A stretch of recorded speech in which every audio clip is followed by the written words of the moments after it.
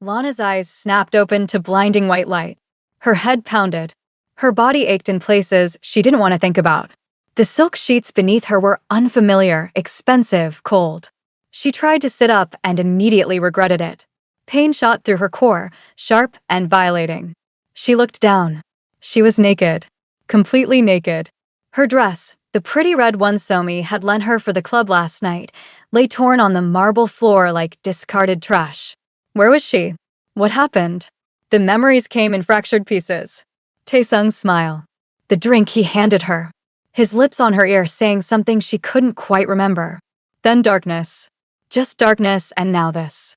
The door slammed open. Lana grabbed the sheet to her chest, heart hammering. A man walked in, tall, devastatingly handsome in an expensive black suit, his dark hair perfectly styled. His eyes were cold, empty, like looking into a frozen lake. He barely glanced at her as he crossed to the nightstand and picked up a stack of cash. "Time to go," he said, his voice flat and businesslike. What happened?" Lana's voice cracked. "Where am I? Who are you?" He turned to her then, and something flickered in those cold eyes. Amusement, maybe. Or contempt. He walked toward the bed and, without warning, threw the cash at her. Bills scattered across her bare shoulders, her lap, her face. Some fluttered to the floor. "Payment for services rendered," he said. "You were sweet. Now get out of my penthouse." Lana stared at the money, at him, trying to understand. "Services rendered? No, this couldn't be real. I didn't." She couldn't finish the sentence. Her throat closed up. "Your boyfriend already collected his share," the man continued, adjusting his cufflinks like this was just another morning. 2 million won. Quite the bargain for a virgin, wouldn't you say? The word hit her like a slap. Virgin. Past tense. She looked down at her thighs and saw the dried blood. Her stomach lurched. "Taesung," she whispered. "Taesung did this? Business transaction. Nothing personal." He headed for the door. "My driver will take you wherever you need to go. Use the service elevator. I have a reputation to maintain. Wait, please, I need to understand what." He turned back one last time, his face carved from ice. "You enjoyed it. That's all you need to know. Now leave before I have security remove you." The door closed behind him with a soft click that sounded like a coffin lid. Lana sat there, trembling, surrounded by cash that felt like poison on her skin. She didn't remember anything. Not a single moment of whatever he claimed happened. All she remembered was Taesung's smile and that drink, and then waking up here, broken and bleeding and thrown away like she was nothing. She forced herself to move. Every muscle screamed. She found her torn dress, pulled it on even though it barely covered her. The money stayed on the bed. She wouldn't touch it. Wouldn't take a single bill. She stumbled to the door, down a hallway that smelled of expensive cologne and leather, and found the service elevator. The security guard inside wouldn't meet her eyes. The ride down felt endless. When the doors opened to the underground garage, she ran. Past the luxury cars, past the shocked faces of staff, out into the soul morning air that felt too bright, too normal, too wrong. She kept running until her legs gave out 3 blocks away. She collapsed against a convenience store wall and finally let herself cry. Her phone. She needed her phone. She patted her dress and found it miraculously still in the pocket, screen cracked but working. With shaking hands, she called the only person she trusted. "Somi," she sobbed when her best friend answered. "Somi, please, I need you." 30 minutes later, Somi burst through the door of her tiny apartment where Lana sat wrapped in a blanket on the bathroom floor. Somi took one look at her, at the torn dress, at the blood, and her face transformed from concern to pure rage. "Who?" Somi demanded, kneeling beside her. "Who did this to you?" "I don't know his name," Lana whispered. "But Taesung." "Somi, Taesung sold me. He drugged me and sold me." The words hung in the air like smoke. Somi's hands clenched into fists. "We're going to the hospital right now," Somi said, her voice deadly calm. "And then we're going to the police. And then I'm going to kill him myself." The hospital waiting room was too cold, too bright. Somi argued with the intake nurse about priority, while Lana sat in a plastic chair trying to disappear into herself. She stared at the floor tiles, counting them, anything to not think about what happened. About what she couldn't remember. "Miss Okoro?" A young doctor approached, kind eyes behind wire-rimmed glasses. "We can see you now." As they walked down the corridor, Lana noticed a commotion ahead. Hospital staff parted like water as a man in an expensive suit strode through, flanked by bodyguard. Her breath caught. It was him, the man from the penthouse. His cold eyes swept the corridor and landed on her. Time stopped. Recognition flashed across his face. Then annoyance. He kept walking as if she was beneath his notice. But Somi had seen him. Seen the way Lana froze. "That's him." Somi's voice was low, dangerous. Before Lana could answer, Somi was moving. She cut across the corridor, planting herself directly in his path. The bodyguards moved to intercept, but she was faster. "You," Somi spat at him. "You're the piece of garbage who used my friend and threw her away like trash." The man, Rio Han as his nameplate identified him, stopped. His expression didn't change. "I don't know what you're talking about." "Move." "Lana Okoro. This morning. Your penthouse. Ring any bells, or do you rape so many women you can't keep track?" Something flickered in his eyes. He looked past Somi to where Lana stood frozen against the wall. She was compensated fairly for her time. "Now if you'll excuse me." "Compensated?" Somi's voice rose. She was drugged. She was a virgin. She was sold by her boyfriend. And you just used her and tossed money at her like she was some prostitute. Now the entire corridor was staring. Rio's jaw tightened. For a moment, just a moment, something that might have been shame crossed his face. But then it was gone, replaced by that same cold indifference. "Hospital security," he said calmly to one of his bodyguards. "Have these women removed." "You're a monster," Somi said. But she let Lana pull her away before security arrived. In the examination room, the doctor was gentle. Too gentle. It made Lana want to scream. She answered questions mechanically. Yes, she was in pain. No, she didn't consent. No, she didn't remember. Yes, she wanted a rape kit done. The words felt foreign in her mouth. Meanwhile, down the hall in Dr. Myung-soo's private office, Rio sat across from his fertility specialist, mind elsewhere. "Your test results are unchanged," Dr. Myung-soo said, reviewing charts. "Your sperm count remains critically low. Natural conception is near impossible. Less than 1% chance." "Good," Rio said. But his mind kept replaying the scene in the corridor. The friend's words. Virgin. Drugged. Sold. He'd assumed she was a professional. The agency had sent her. They wouldn't send someone unwilling. Would they? "Sir." The doctor looked concerned. "You seem distracted." "The woman this morning," Rio said slowly. "Was there blood on the sheets?" Dr. Myung-soo blinked at the change in subject. I wouldn't know." "Why?" Rio stood abruptly. He needed to check. Needed to know if what the friend said was true. If he'd made a terrible mistake. But even as the thought formed, he pushed it away. It didn't matter. Business was business. People made choices. She'd been in his bed. That was enough. Still, as he left the hospital, he couldn't shake the image of her face in the corridor. The fear in her eyes. The way she'd looked at him like he was a monster. The next day, Lana sat on Somi's couch, staring at nothing. Her phone buzzed. Taesung's name flashed on the screen. Her finger hovered over the decline button, but something made her answer. "Baby, where are you?"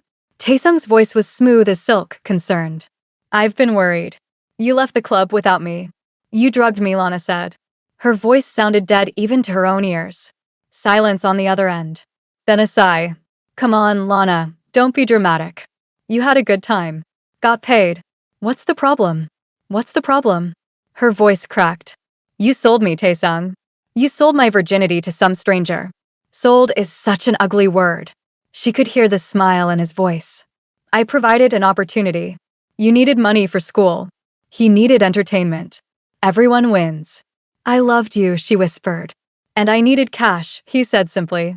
"Listen, you should be grateful. Someone like you, a foreign student with no connections? You're lucky someone like Rio Han was even interested. Most men don't pay that much for one night." The phone fell from her hand. Somi picked it up, and what she said next made Lana grateful she couldn't hear the details. When Somi hung up, her face was murderous. "Get dressed," Somi said. "We're going to his apartment." Somi, no. He doesn't get to do this, and walk away. He doesn't get to sell you and act like it's nothing. Somi's voice shook with rage. Get dressed. Now. They found Taesung in his apartment playing video games, beer on the coffee table, completely at ease. He looked up when they entered, using the spare key Lana had kept. Lana. And you brought the angry friend. How fun. He paused his game. Come to thank me? That money's going to last you months. I didn't take the money, Lana said quietly. Then you're stupider than I thought. What happened next was a blur. Somi moved first, shoving him back into the couch. Lana followed, all the rage and pain and violation pouring out of her in fists and screams. They beat him until he was cowering, lip split, nose bleeding, begging them to stop. You ruined me, Lana gasped, standing over him. You destroyed something I can never get back. Taesung spat blood. You'll regret this. Both of you. I have connections. I'll make your lives hell. They left him there, bleeding and cursing. Lana's knuckles throbbed, but she felt nothing. Just empty. 3 weeks passed. Then 4. Lana tried to go back to normal. Attended classes. Worked her part-time job at the campus bookstore. Avoided mirrors because she couldn't stand to see herself. But her body wasn't cooperating. The nausea started in week 2. By week 4, she couldn't keep anything down. It's stress, she told Somi. Just stress. But Somi found her on the bathroom floor one morning, dry heaving into the toilet, and she knew. They both knew. The pregnancy test sat on the sink between them. 2 pink lines. Positive. No, Lana whispered. No, no, no. We'll figure this out, Somi said, but her voice wavered. There are options. It has to be his, Lana said. That man. Ryo Han. There's no one else. Taesung and we were waiting. She laughed bitterly. I was waiting. You don't have to do anything, Somi said firmly. This is your choice. But even as she said it, Lana's hand moved to her stomach. Something was growing inside her. Something that came from violence and darkness, yes, but something that was also part of her. Could she get rid of it? Should she? I need to tell him, Lana said finally. He should know. He threw money at you and called you a prostitute, Somi reminded her. He doesn't deserve to know anything. But if I keep this baby, he deserves to know he has a child. That's different than what he did to me. It took 3 days to work up the courage. Lana waited outside Han Enterprises, the skyscraper where Rio's company was headquartered, for 6 hours. Security kept asking her to leave. She refused. Finally, as the sun set, the glass doors opened and he emerged, surrounded by bodyguards and assistants. Mr. Han. Lana called out, stepping forward. The bodyguards moved to block her.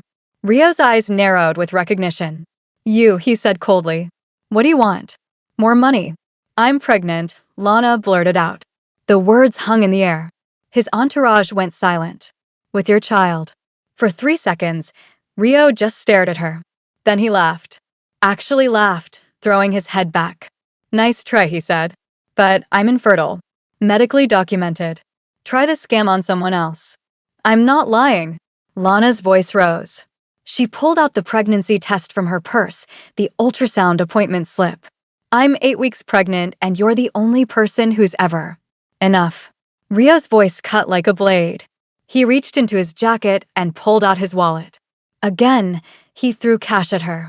Bills fluttered around her feet like autumn leaves. I don't know whose baby you're carrying, but it isn't mine. Stay away from me or I'll have you arrested for harassment. He walked past her. His driver opened the car door. Before he climbed in, he looked back one more time. Find a better mark, he said. Then he was gone.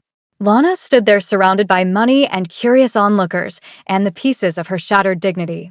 A security guard approached, asking her to clear the premises. She nodded numbly and walked away, leaving the cash on the ground. That night, Somi found her packing. Where are you going? Somi demanded. Gyeongdo Coast. Your cousin Jihye said I could stay with her, remember? Work at her boutique. You're running. I'm surviving. Lana folded another shirt into her suitcase. I can't stay in Seoul, Somi. Everywhere I look I see him, see Taesung, see what happened. I need to start over. Then I'm coming with you. Somi, your job. I work remotely anyway. And you're not doing this alone. Somi grabbed her own suitcase. We leave tomorrow. What they didn't know was that Taesung watched their taxi pull away from Somi's apartment building the next morning. He took a photo of the license plate, smiling coldly. He'd promised they'd regret crossing him. He always kept his promises. Gyeongdo Coast was beautiful. The ocean stretched endless and blue, the air tasted of salt and possibility, and Jihae's boutique was charming with its racks of handmade clothing and beachy aesthetic. Jihae, Somi's older cousin, welcomed them with open arms and no questions. "You work when you can," Jihae said, showing Lana the studio apartment above the shop. "Rest when you need to. Whatever you're running from stays in Seoul." "Deal?" "Deal," Lana whispered, grateful beyond words. The first month was peaceful. Lana worked the register, helped customers, learned to steam, and hang the delicate fabrics. Her belly started to swell. The morning sickness was brutal but manageable. She tried not to think about Seoul, about Ryo Han, about the baby growing inside her. Then Taesung walked through the boutique door on a Tuesday afternoon. Lana was folding sweaters when she heard his voice. Cute shop. Coastal chic. Very trendy. Her blood turned to ice. She spun around. There he was, hands in his pockets, that same charming smile on his face. He looked at her obvious baby bump, and his smile widened. "Congratulations," he said. "You're glowing." "Get out," Lana managed. "Is that any way to greet an old friend?" He walked closer. Customers glanced over, sensing tension. "I came all this way to check on you. How did you find me?" "I have my ways." His eyes dropped to her stomach again. "Did Rio ever believe you about the baby?" "No? That must sting." Jihae emerged from the back room, immediately reading the situation. "Sir, I'm going to have to ask you to leave." "I'm just talking to my ex-girlfriend," Taesung said smoothly. "We have history." "You have 3 seconds before I call the police," Jihae said, phone already in her hand. Taesung raised his hands in mock surrender. "Fine, fine. I'll go. But Lana..." He leaned close enough that she could smell his cologne. "You ruined my face. Broke my nose. I don't forgive easily. This isn't over." He left. Lana collapsed against the counter, shaking. Jihae locked the door and flipped the close sign. "Who is that?" Jihae demanded. Before Lana could answer, another voice spoke from the boutique entrance. A voice she recognized. Cold. Commanding. That was Kim Taesung, mid-level drug trafficker and pimp. Ryo Han stood in the doorway, flanked by 2 bodyguards. "And I'd very much like to know why he's threatening the woman carrying my children." The world tilted. Lana grabbed the counter for support. What are you doing here?" "Children." Somi stepped forward from behind a clothing rack. "Did you say children?" "Plural." Ryo's eyes never left Lana. "I had my doctor reconsider my case. The pregnancy is medically improbable but not impossible. Then I had my people track you down. Found some interesting information." He held up a flash drive. "Video evidence of Taesung drugging you at that club. Selling you to the agency I used. The agency I will be destroying, by the way." "You knew," Lana whispered. "You knew I was telling the truth." "I know now." Something that might have been guilt flickered in his eyes. "I came to apologize. And to inform you that I had a private ultrasound of your medical records. You're carrying twins. Girls." The room spun. Twins. She was having twins. With this man. This cold, arrogant man who'd thrown money at her twice like she was garbage. "Get out," Lana said. "Lana." "I said get out." Her voice broke. "You humiliated me. You didn't believe me. You called me a scammer and threw money at me in the street. And now you show up with evidence and think that fixes anything." "No," Rio said quietly. "I don't think it fixes anything. But I'm the father of your daughters and I intend to be present for them. Whether you want me to be or not. You have no rights. I have every right. Legally. Financially. Morally." He stepped closer. "I made a mistake. A terrible mistake. I judged you based on assumptions. I'll spend the rest of my life trying to make that right. But those babies are mine too." Lana's hand went to her stomach protectively. "You can't just." "DNA test at birth," Rio interrupted. "If they're not mine, I'll leave you alone forever. If they are, we co-parent. Legally. With a contract that protects you and them. That's my offer. And if I refuse?" His jaw tightened. "Then I'll see you in court. And I have significantly better lawyers." Jihae stepped between them. "Everyone out of my shop. Now." This conversation can happen somewhere else. That night, in Jihei's apartment, Lana sat surrounded by papers Rio's lawyers had delivered. Custody agreements, financial support contracts, medical care plans. It was overwhelming. He's trying to control everything, Somi fumed, reading over her shoulder. But Lana noticed something. Every clause protected her, gave her primary custody, provided a trust fund for the twins that he couldn't touch, covered all medical expenses, required his presence only when she approved. It wasn't a takeover. It was an apology in legal terms. What if he's genuine? Lana said quietly. What if he really wants to make this right? He threw money at you, Somi reminded her. Twice. I know. But these contracts, he's giving me all the power. That's not control. That's surrender. The next day, Rio returned to the boutique. Lana met him outside. I'll agree to your terms, she said. On one condition. You stay out of my life until the babies are born. Then we do a DNA test. Then we talk about your involvement. Not before. That's 7 months away. That's my condition. Rio studied her face. I can send money, medical care, support staff. I don't want your money. I want space. Lana crossed her arms over her growing belly. You can be there for the birth if the DNA test confirms paternity. Until then, leave me alone. She could see him fighting with himself. Finally, he nodded. I'll respect that. But if you need anything, I won't. He left. But the next day, flowers arrived at the boutique. Lana threw them away. The day after that, a baby book on twin pregnancies appeared on her doorstep. She started to throw it away too, but found herself reading the first chapter instead. A week later, an envelope arrived. Inside was the flash drive with the video evidence of Taesung drugging her, plus a police report. Taesung had been arrested. The charges were extensive. Trafficking, assault, fraud. He'd be gone for years. Lana sat on her bed holding the flash drive and cried. Not for Taesung, for herself, for the vindication she desperately needed. Someone believed her. Someone had fought for her. The doorbell rang. She almost didn't answer. But when she did, Rio stood there, hands in his pockets, looking more uncertain than she'd ever seen him. I know you said to stay away, he said. But I needed to see that you got the evidence. That you know I believe you now. Why? Lana demanded. Why does it matter? Because I can't sleep, he said simply. Because every time I close my eyes, I see your face in that corridor. I see you outside my building. I see how I treated you, and it makes me sick. I don't expect forgiveness. I don't deserve it. But I need you to know that I see you now. I see what was done to you. What I did to you. And I'm sorry. I'm so sorry. His voice cracked on the last word. Lana had never seen him show emotion. Had never imagined this cold, controlled man could break. But tears tracked down his cheeks and his hands shook, and she realized he was human after all. Broken, maybe, like her. Okay, she said softly. Okay. You can come to the next ultrasound. If you want. His eyes widened. Yes. Thank you. He left before she could change her mind. But as Lana closed the door, her hand went to her belly where the twins fluttered. Maybe, just maybe, healing was possible after all. The ultrasound appointment was tense.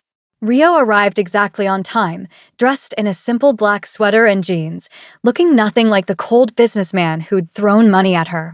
He sat in the waiting room, hands clasped, silent. Somi, who'd insisted on coming, glared at him the entire time. Lana Okoro, the technician, called. They walked into the dim room together. Lana lay back on the examination table while the technician prepared the equipment. Rio stood awkwardly by the door until Lana nodded to the chair beside her. He sat, careful not to touch her. The technician spread cold gel on Lana's belly. The ultrasound wand pressed down. Static filled the room. Then, suddenly, a heartbeat. Fast and strong. The technician moved the wand. Another heartbeat, slightly different rhythm. 2 healthy babies, the technician said with a smile. Girls like we thought. Measuring right on schedule. On the screen, 2 tiny forms curled together. Lana stared at them, tears streaming down her face. She'd seen ultrasounds before, but this felt different. More real. These were her daughters. Growing inside her. Alive and perfect despite everything. She glanced at Rio. He was staring at the screen, mouth slightly open, eyes wide and wet. As she watched, a tear slipped down his cheek. Then another. His hand moved unconsciously toward the screen, toward the image of his daughters, and stopped halfway as if he didn't have the right to touch even the image. "You can hold my hand," Lana heard herself say. "If you want." He looked at her, shocked. Then, slowly, carefully, he took her hand. His grip was gentle, reverent, like she was made of glass. They sat like that, watching their daughters on the screen, connected by touch and wonder and something Lana couldn't name yet. "Thank you," Rio whispered. "Thank you for letting me see them." After that day, things shifted. Rio started showing up, but different than before. He didn't push, didn't demand. He just appeared, offering help in quiet ways.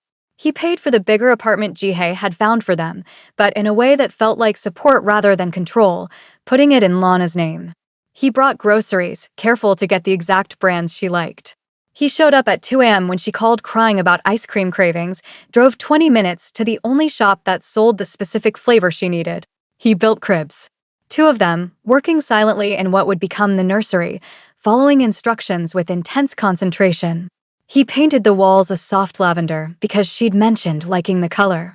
He read baby books, asked questions about her doctor appointments, remembered which foods made her sick. Somi started to soften. "He's trying," she admitted one night. "I still want to punch him, but he's trying." Jihei was less convinced. "Actions don't erase what he did." "No," Lana agreed. "But maybe they can build something new."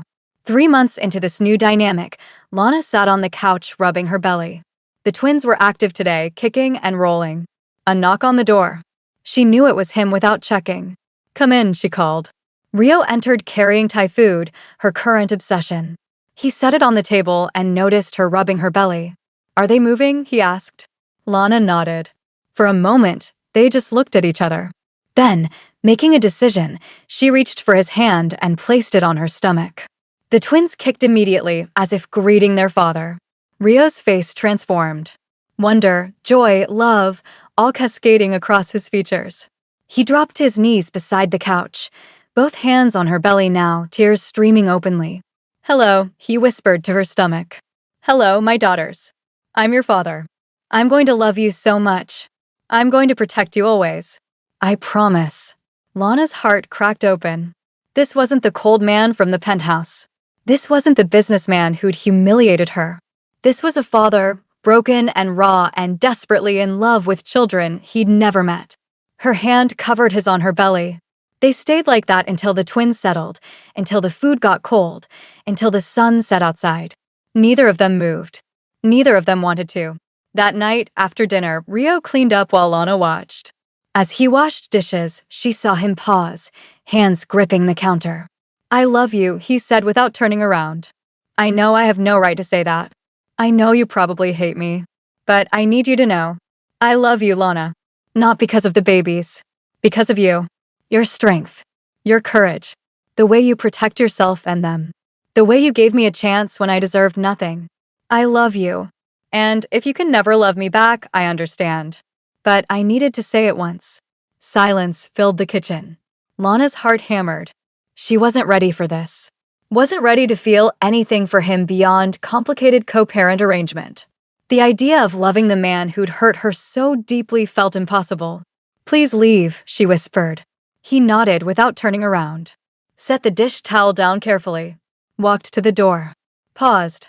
"I'll always come when you call," he said. "Always." Then he was gone. For 3 days, Lana didn't call. She tried to convince herself she didn't miss him, that the apartment wasn't quieter without his presence, that she didn't look for him in doorways. But she did. She missed him. The realization terrified her. "You're falling for him," Somi said, watching her stare at her phone. "No, Lana. He hurt me, Somi. He threw money at me like I was trash. And he's spent months trying to make it right. Months showing you who he really is." Somi sat beside her. "I'm not saying forgive him. I'm not saying trust him completely. But maybe give yourself permission to feel something other than hate." That night, Lana called him. He answered on the first ring. "Lana? Are you okay? Is it the babies?" "I'm fine. We're fine." She took a breath. "I need you to know something. I don't love you. Not yet. But I don't hate you anymore either. And I think I want to try. To see if maybe someday I could feel something more. But you have to be patient. You have to let me heal at my own pace. I will, he said immediately. I'll wait as long as you need. Forever if necessary. Okay, she said. Okay.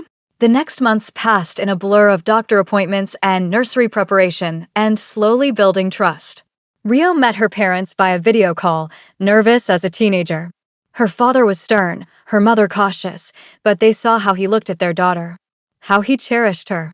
They gave their blessing, conditional on his continued good behavior. Jihei stopped glaring at him. Somi invited him to dinner. The twins grew bigger, more active. Lana's belly stretched impossibly large. She waddled more than walked. Rio thought she'd never been more beautiful.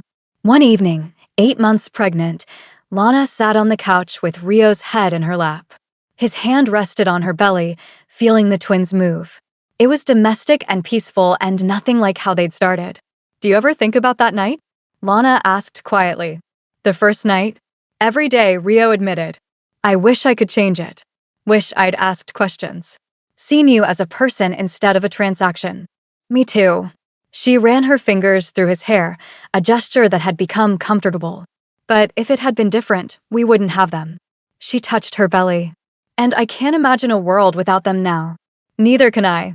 They sat in silence, bound by the past, reaching for the future. At 3 a.m. on a Tuesday, Lana's water broke. She called Rio first, before Somi, before anyone. He arrived in 12 minutes, breaking every speed limit. Somi met them at the hospital. The labor was long, painful, exhausting. Rio held her hand through every contraction, whispered encouragement, wiped her tears, never left her side even when she screamed at him that this was all his fault. 18 hours later, Sora arrived first, screaming her displeasure at the world. Miney followed 12 minutes later, quieter but equally perfect. 2 tiny girls with dark hair and Lana's nose and Rio's eyes. The nurse placed them both in Lana's arms. She looked down at their perfect faces and sobbed. All the pain, all the trauma, all the fear had led to this moment. To these 2 miracles. Rio stood beside the bed, tears streaming down his face. Can I hold them? Lana nodded. He took Sora first, cradling her like she was made of starlight. Then Miney. He held both his daughters, one in each arm, and his whole body shook with emotion. I promise, he whispered to them, I promise to be better than I was. To protect you. To love you and your mother for the rest of my life. You are my world. Both of you. All of you. He looked at Lana, still holding their daughters. Thank you. Thank you for giving me this. For giving us this. Lana felt something shift inside her. Something that had been frozen since that terrible morning in his penthouse. It cracked, melted, transformed. She looked at him holding their daughters, this man who'd started as her nightmare and become something else entirely through patience and proof and genuine change. Rio, she said softly. Come here. He carefully returned the babies to her arms and leaned close. She kissed him. Gentle, tentative, but real. When they pulled apart, his eyes were wide with wonder. I love you, Lana whispered. I didn't think I could. I didn't want to. But watching you with them, watching you fight for us these past months. I love you. Rio collapsed into the chair beside her bed, hands covering his face as he sobbed. Relief, joy, gratitude, all pouring out of him. Lana reached for his hand, lacing their fingers together while their daughters slept peacefully against her chest. We're a family, she said. A real family. We're a family, he repeated, voice thick with emotion. The DNA test 3 days later confirmed what they already knew. Sora and Miney were his daughters. No one was surprised. The legal paperwork was signed. Co-parenting became actual parenting. The complicated relationship became simpler, warmer, something that looked surprisingly like love. Somi visited daily, bringing food and baby gifts and occasionally babysitting so Lana could sleep. She'd started dating Rio's head of security, Min-jae, a development that made everyone laugh. Jihei expanded the boutique, hired more staff, and gave Lana flexible hours so she could work from home. Taesung remained in prison. Lana didn't think about him anymore. He was a ghost, a bad chapter closed forever. 3 years passed like water. The twins grew into tiny tornadoes of energy and laughter. Sora was bold and loud, always climbing, always exploring. Miney was quieter, thoughtful, with an artist's soul. They both had Rio wrapped completely around their little fingers. Lana's boutique, a second location she'd opened in Gyeongdo Coast with Rio's investment but her own vision, thrived. She designed clothing now, African-Korean fusion pieces that magazines called groundbreaking. Her trauma had transformed into art, her pain into creation. Rio proposed on the beach where they'd first started to heal, with both twins as co-conspirators holding the ring box. Lana said yes without hesitation. They planned a small wedding for the following spring. One Saturday afternoon, Rio pulled up to the house they now shared, the twins chattering in the back seat. Lana was waiting on the porch, and when they parked, Sora and Miney exploded from the car, running toward her with shrieks of joy. "Mommy, Mommy, Daddy bought us ice cream." Before dinner, Lana raised an eyebrow at Rio as he approached. "They gave me the eyes," he said helplessly. "Both of them. Simultaneously. I'm only human." Lana laughed, kissing him as the twins ran circles around them. "You're hopeless. Hopelessly in love with you." He pulled her close, one arm around her waist, the other catching Miney as she launched herself at his legs. "All of you." That evening, after the twins were asleep, Lana stood in their bedroom looking at photos on the wall. Her and Rio at the hospital, exhausted and happy with newborn twins.